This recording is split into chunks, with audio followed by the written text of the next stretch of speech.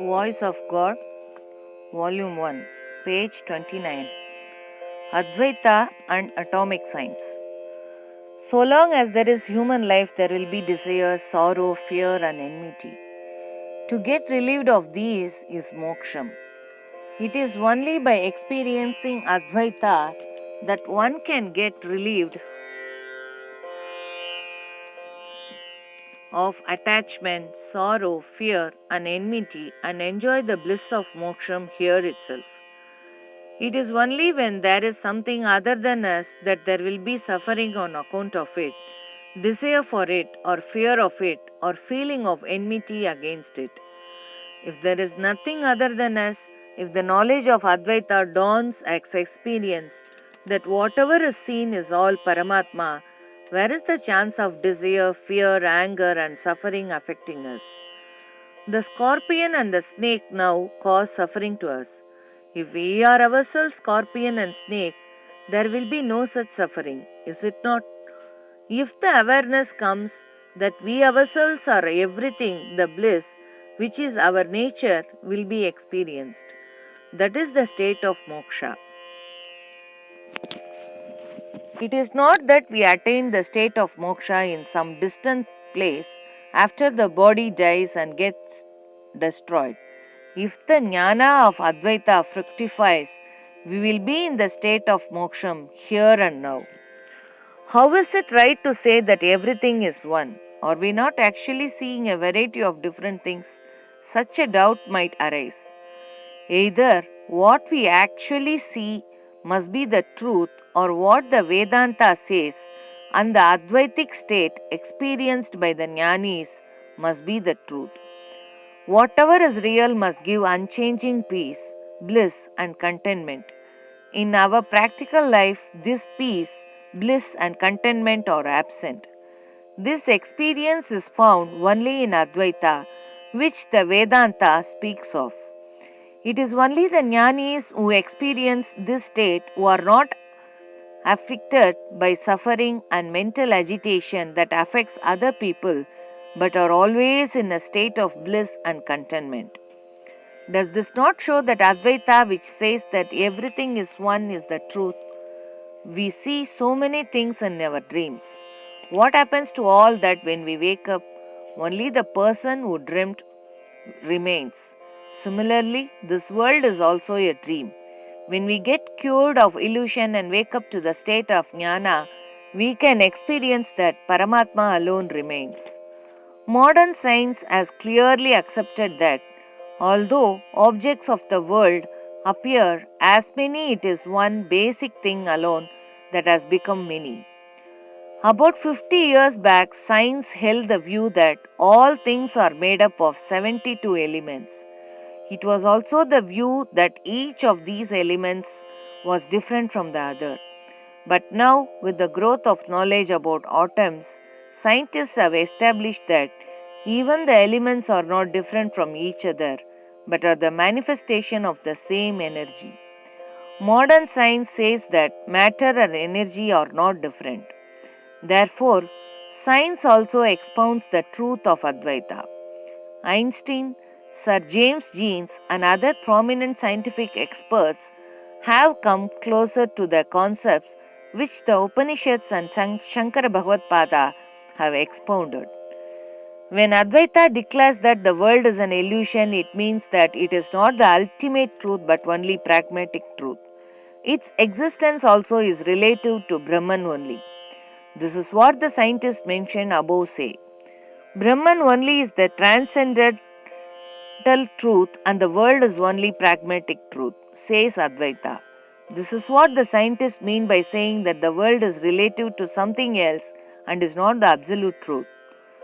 What is sad is that the scientists who discovered that matter and energy are same have used that knowledge to make atom bombs. This disaster is the result of science having limited its knowledge of the Advaita of worldly matter at the intellectual level. The Advaita of science, instead of limiting itself to the intellect and the external world, must become part of people's awareness and attitude. If, through science, the jnana that all life is same is attained, then modern science, far from harming life, will have ensured his great well being. How to clear the impurity? If we look around with real knowledge, we will perceive everything as bliss only. Bliss is infinite. True perception would make us see everything as bliss only. Bliss is not bound by limits. There is no place where it does not pervade. Knowledge is also limitless. There is no place where it does not pervade. There cannot be two things which are limitless and which pervade everywhere. Therefore, bliss and knowledge are one. The Upanishads declare that bliss is Brahman. Bliss, knowledge, Brahman, Atma, soul are all one. Since there is no place where it does not pervade, Jiva, soul, is characterized by knowledge as bliss. We look at things with our eyes alone. We call one flower a rose and another flower is that of a datura. If we look at them with jnana, the rose and the datura will appear as bliss only. It is due to lack of jnana that we perceive one as rose and other as datura. In fact, everything is bliss only. The reason why we are unable to perceive the truth is that our mind is contaminated by impurities. If a mirror keeps shaking, the figure reflected therein will be distorted. If, along with movement, the mirror is also covered by dirt, the reflected figure will be totally distorted and the real figure will not be seen. It is because the mirror of mind is in a disturbed state and is covered with impurity that it does not reflect the true nature of things, which is bliss.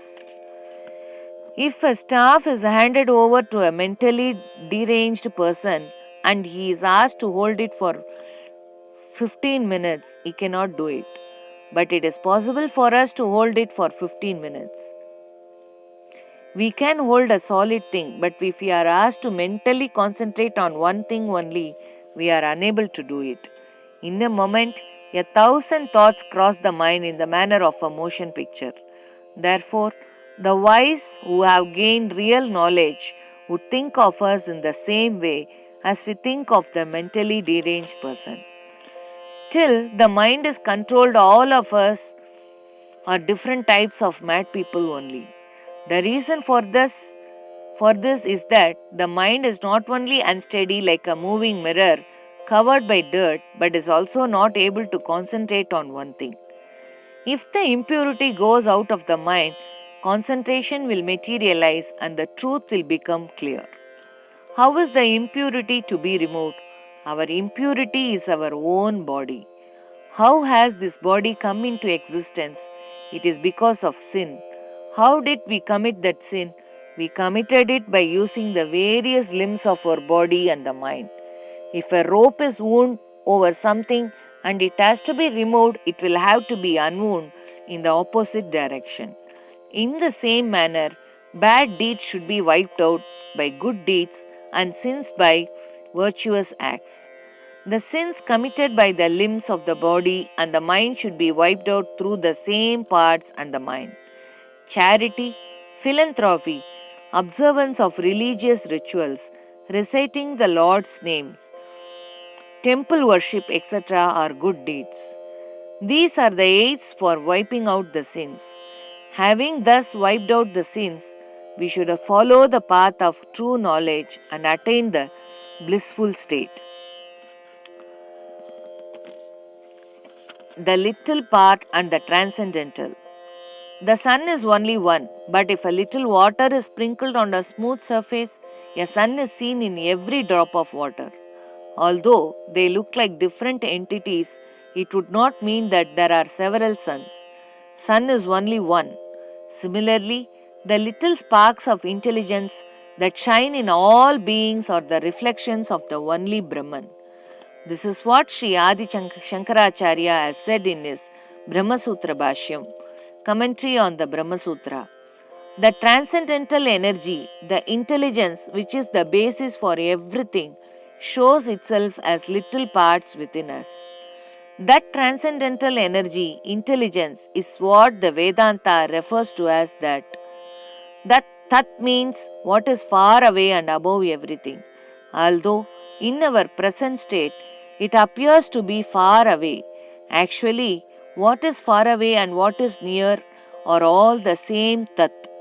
The Vedas declare that is you yourself, Tat Tvam. As I say this, for a moment it would appear that everything is clear.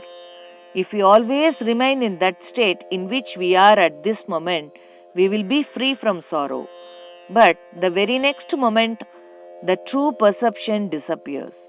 We become subject to suffering because of all kinds of false perception. Whatever is obtained through false perception will be illusory. To enjoy bliss all the time, we have to hold on to the one who always remains real. The one who is always real is only the Lord. We, the ordinary ones, have to hold on to that Lord. We are all small bits. When the small bits merge in the transcendental, they become transcendental too, and that is eternal bliss. The only reality is the one who is transcendental. What is part is mere thought. Thought, dream, etc. are not permanent truths. If we meditate on the transcendental Paramatma, thinking of him as so many parts with forms and qualities, and in the end, if we meditate on the Nirguna Brahman without qualities, there will be no conflict, no fear or sorrow. There will only be absolute peace. This is the fruit which Shankara Bhagavad-pada has taken from the Upanishad tree and given us. This state of ripeness can be reached only after going through the stages of the bud, the flower, the tender sprouts, and the raw fruit. One has to be patient till the state of ripeness is reached. There is no use being in hurry when it is still raw, and it would only get spoiled instead of ripening. Saint Ramalingar, referring to the body, expresses the fear of its getting spoiled instead of ripening. We should also have such fear. Till the ripened stage is reached, puja, meditation, penance, etc. are necessary. These are necessary till we reach the state of ultimate truth declared by Vedanta. Only then can the stage of ripening be reached without deterioration. In the end, where is that ultimate truth? The basis.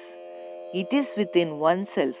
It can be experienced that the ultimate truth lies within that same intelligence which goes in its search.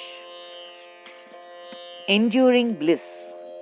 It is said that in Kritayukam, Bhrigu approached his father Varuna and asked him how to know that which is the fullest.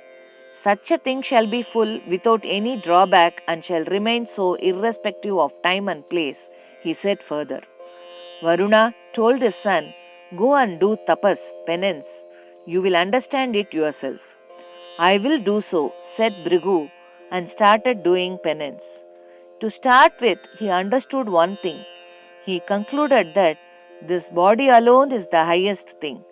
That which perceives a thing is valuable than that which is perceived. It is this body. He went and told his father, this body is the highest and fullest thing. Father told him again, do some more penance.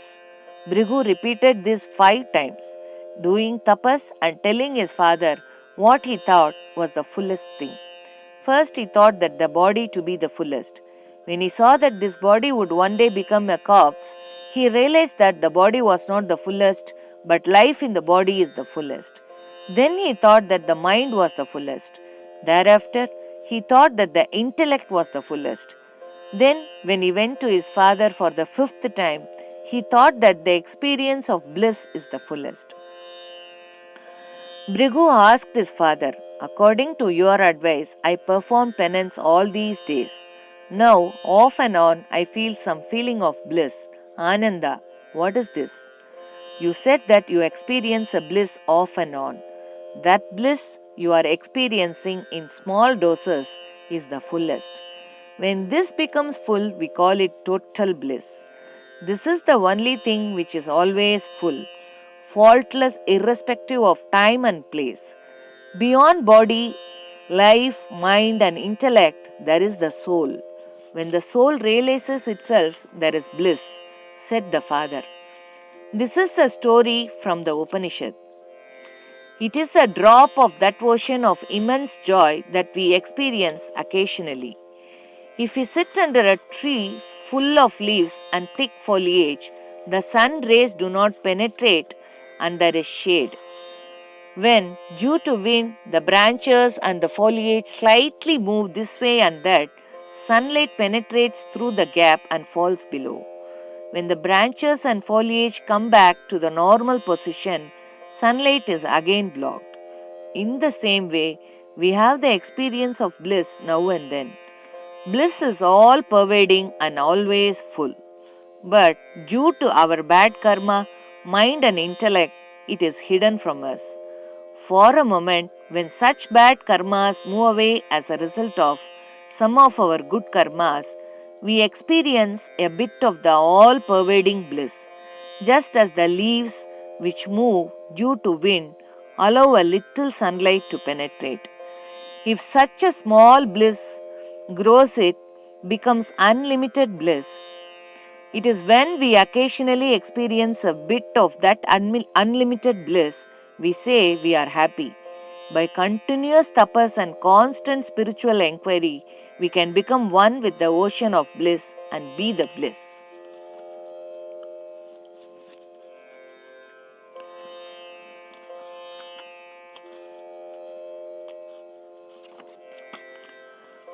What Lord Krishna said, poet Kamban echoed. Soul is what supports everything. But if it is said to be beyond everything, one would think how that could be. It is confusing. In Gita, Lord Krishna would confuse like this in different ways and then make the whole thing absolutely clear. I am in everything. All things are in me, says Sri Krishna at one place in the Gita. Yomam pashyati sarvatra sarvam cha mayi pashyati. When it is said that all things are in him, it would mean that he is the soul supporting everything. But when it is said that he is in everything, would it not mean that these things support him? Confusion may arise as to which of these is correct. What is correct is that the Lord or the soul is the support for everything. When it is said that he is in everything, it would not mean that they support him. It is because of him that they have the form and the life. Without him, they have no existence. They do not support him. He is the one who creates and operates everything. Sri Krishna makes it clear. All things are like the marionette. The Lord is within them and manipulates them. Ishvara Sarva Bhutanam Hriddeshe Arjuna Tishtati.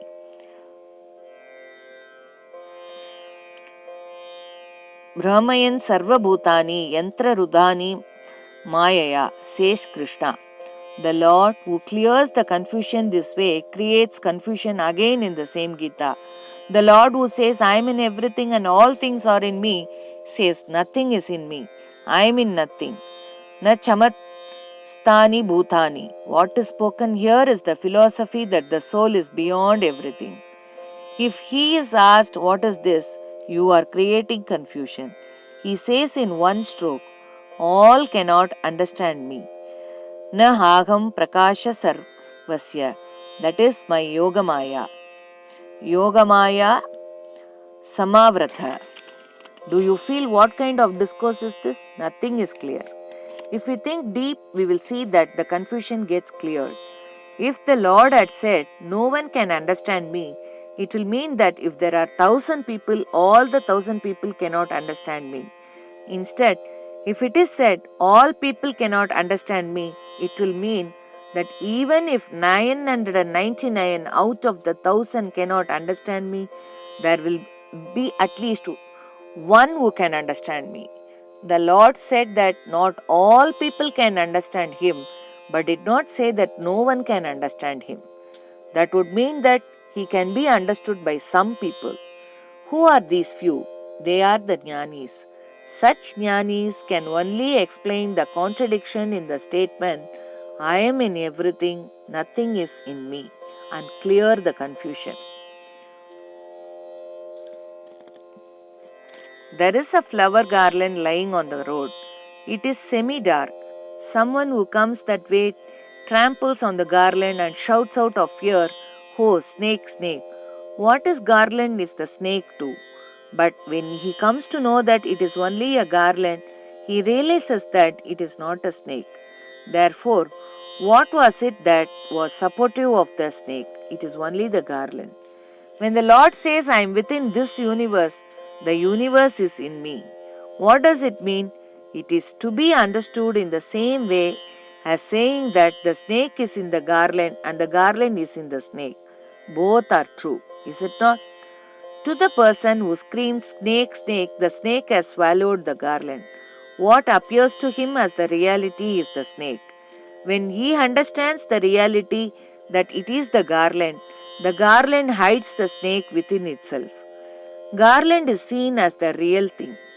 Although one who is afflicted by illusion, Maya, sees the universe as the truth, in reality it is the Lord who is behind the universe and supporting it. To the one who by true knowledge has wiped the universe from his view, everything, including himself, appears as the Lord only. When the jnani is in nirvikalpa samadhi, superconscious state, he sees nothing but the Lord. Nothing like the universe is seen even as mere appearance. When there is no such thing as the universe, to say that it is in the Lord or that the Lord is in it is absurd, is it not?